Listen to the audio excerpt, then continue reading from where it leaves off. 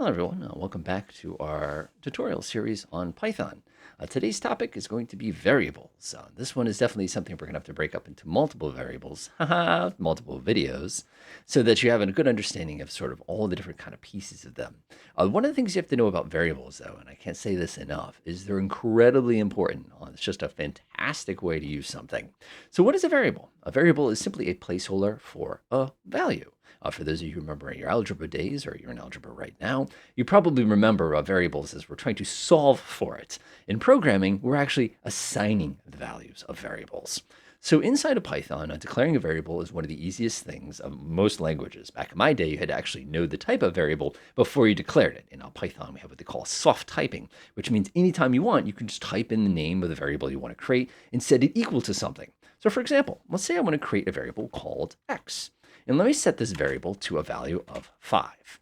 All I'm going to do is simply type in x, which is the name of my variable, equal, which is the assignment operator, simply says take whatever's over here and shove it into x. And that will go ahead and assign a value of 5 into my x.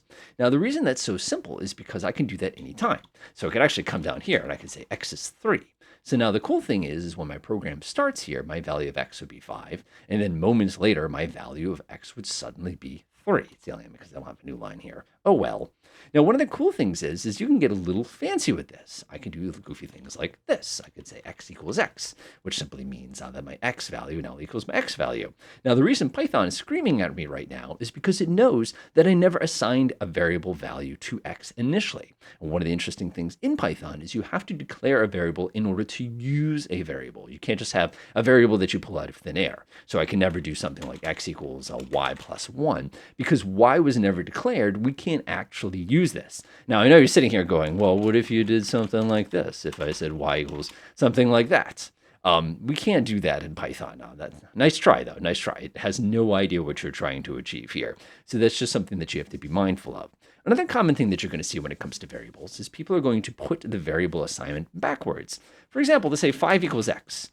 We can't do that. Even if x were declared earlier, 5 is not a variable. We can't actually use 5 as a variable. And Python is basically going to be having a panic attack as you're trying to reassign 5 to something that doesn't even exist. One of the things I tell people about variables too when they're first getting the hang of them is you have to remember the variable, again, is holding a value somewhere in memory. So you have to keep that in mind when I'm trying to move things around. Where is that memory? How do I get to that memory? How much memory does it take? How fast is it going to be moving? Things you're going to have to be taken care of. So let's go back to our basics here. We'll go back to and grab our x variable here. We'll say x equals 5 again. Keep it nice and simple. Now, this x now is assigned to that particular value. Now, the nice thing about PyCharm is if I actually hold my mouse over it, it'll tell me what the initial value of it is, which is actually kind of handy. When you're working in other languages, you might not have that particular variable of basically ability. So I'm going to go ahead and print x here. When I print x, I expect it to take this x. It's not going to print the letter x. It's going to print the value of x because it is not in quotations. Now, if I were to press play here, you'll notice down here in the bottom left corner, as you can see, it is the value of 5 because that is the value of that variable. Not bad. Not bad at all, actually. So one of the things we can do, too, with variables is we can change their value, but that's something we're going to be dealing with in a little later on. That'll probably be a separate video because there's a lot of different ways to change the value of a variable. But keep in mind, at any point, I can simply just reassign that value. I can say x is 5, x is 3, print x. You can predict what it's going to print out as 3. And the reason it does that is because that was the last value that is assigned. Now, people, of course, get a little complicated with this stuff. They're like, well, why would I not do this? Why don't I create a separate variable, do this, do that, do this? The other thing we need to think about when we're doing with variables is we always want to be mindful of the type of variable that we're working with. Python has 3 basic variable types. It actually has a lot of different structures. And again, we're going to look at each different structure in different places later on. You have what they call integers, you have floats, you have booleans, and then, of course, you have yourself strings. I should have said 4, not 3. But again, that's what you get when you're not math. So what I'm going to do here is show you each one of those variables and kind of explain each one. The first one is going to be what they call a Boolean variable. This is going to be a variable that is either true or false. For example, if I want to create a variable called myBoolean here and press equals, I can now assign it 2 different values. Now your brain's saying, could I do 1 or 0? Yes, but you wouldn't be a Boolean anymore. I can assign it to a value of true, or I can go ahead and assign it to a value of false. One of the things you're going to notice here is the fact that we use a capital letter here. You'll also notice that the color has actually changed to indicate that it recognizes it as a Boolean variables. Boolean variables are fantastic if you need to know if something is on or off. Think them as light switches. They're the fastest variables to use, the cheapest variables to use, and there's actually a bunch of built-in Python stuff that makes it a little bit easier. So we'll go ahead and leave ourselves a little note here. Create a Boolean true or false variable and set it to false. Now, one of the reasons we love these things is if I were to come up here to print my Boolean real fast, now this is going to be interesting, you'll notice it says the word false. Now, I know your brain is sitting here going, wait a minute, what if I made it into a string and put it in quotes? Then it wouldn't be a Boolean anymore. You'd be taking up a ton of memory for all those letters. So like I said, we'll keep that one pretty simple. The next type of variable you're going to see, and this is probably one of the most common variable types, is going to be what they call an integer. Integers are going to be non-decimal numbers. So if I wanted to create a variable called my_integer and simply set it to a non-decimal, I'll go ahead and pick my favorite number there, obviously Sheshatire, and I'll go ahead and print that one out as well. So I'll print my integer. Go up here, I'll create an integer variable named my_integer and initialize it to 64. So now if I were to run my code here, what you'll observe is it'll say false 64. Actually, we should make it true because everybody knows it's the true 64. There we go, much better. So one of the things you'll notice here is we have no decimals here. Integers are cheap. Because if you want to think about it in terms of bits, 64 is a great number here because it is not going to contain, it doesn't use a lot of memory. And Python actually has this fun little thing with the way it allocates memory, is if you keep the numbers between -5 and basically 129-ish, I think it might be 123, I always get that wrong, it'll actually run even faster. So one of the things you probably are going to do is try to keep these numbers without the decimals, just because it keeps your calculations and things quicker.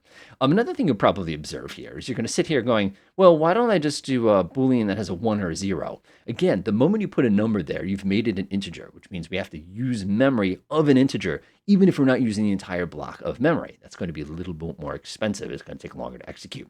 Integers are fantastic, and you're going to be using a lot of them. So the next type of variable we're going to take a look at is going to be what they call a float variable. So a float variable is an interesting variable because it contains a decimal. Now, for people who are coming from Java and other languages, you're going to be looking at this going, oh boy, is that something, do we need to be careful how many decimals we have? Yes, things get very, very, very complicated. And when we look at arithmetic later on, you'll see that Python doesn't do the best job of decimals, and you'll see what I mean. So I'm going to go ahead and print my float. Keep it nice and simple here. And I'll go ahead and leave myself a little hashtag note. Create a float decimal number named my float and initialize, nice try, initialize it to 64.0. Now your brain is saying 64.0 is 64. Yeah, it's mostly 64. Is that still 64? Let's find out. Let's go ahead and run that. And what you observe here is that my 64 is not truly 64. Now, the joke here is if I leave it with all decimals and run that again, you'll see that Python is smart enough to recognize it as a float, but you also notice that it got rid of all that gobbledygook that came off the end. Now, if you want to have a really fun time, try to make this thing like, 666.6667 repeating or something like that. Again, that will be a problem we deal with in a later. A decimal. No, I got that right. I spelled that right. Don't make fun of me. Decimal. Yeah, I spelled decimal correctly. So floats are great. One of the problems with floats is you probably take a look at these two numbers here, and your brain will recognize the fact that this is a lot of data that we need to store here. These are very, very big variables, and unfortunately, the bigger the variable, the slower the calculation. And the moment we get decimals, we automatically are going to be dealing with some of the consequences of that. I could do 6401 just to make it a little bit different here. So generally, when you're doing calculations, we want to try to avoid floats when we can, unless we need that extra precision. And there's actually a whole library dedicated called the decimal library in Python, which gives us even more flexibility and I guess I would call it control. And again, that's something for a totally other day. The final type of variable we're going to take a look at is a string variable. String variables are basically a collection of different characters. They could be words, they could even be numbers if you really want to confuse yourself. So if I want to create my variable called myString, I'll set this one to the number is 64. 64, there we go. There's going to be a couple things you're going to observe. Now, whereas these are just kind of chilling on their own, you'll notice that my string must have quotes around it. If it doesn't have quotes around it, it will not work. And the reason that won't work is it won't do it. Now, some people, of course, who were very observant last time will probably sit here and going, aha, can't I just put apostrophes around it? The answer is yes, you may absolutely. Some people feel very strongly one way or the other when it comes to variables, saying, well, we should probably always use apostrophes, always use quotes. I come from the old days where apostrophe meant character, but again, that is completely up to you which one you want to use. Just make sure you're consistent with it. Now, the cool thing here, of course, is if I try to print my string, you will notice that it prints it nice and neatly without the quotes. And again, the quotes are basically its way of saying, hey, just so you're aware, this is a string. Now, when it comes to things that are expensive, strings are really, really expensive because each one of these characters can be many, many, many, many different things, meaning each one of these still requires enormous amounts of memory. The other problem you're always going to have whenever you're dealing with strings is the fact that strings, as they get longer, it just basically compounds the problem. Strings are also something called immutable, which means every time we want to make a modification, we have to recreate the entire string in memory, which is very slow. And it's just one of those things we want to look out for. So as you can see, this is just a quick and easy basically rundown of all the different variables. Next time what we're going to do is we're going to take a look at how you can change the values of variables. Now, the nice thing is some of these are really easy to do, such as Booleans. It's either true or false, buddy. Where it gets interesting is when you start dealing with integers and floats. And of course, some of you are saying, well, is it possible to do any math to strings? And the answer is yes. You just have to be very, very careful because once you start trying to do things like combine strings with integers, you start to have problems. Enjoy.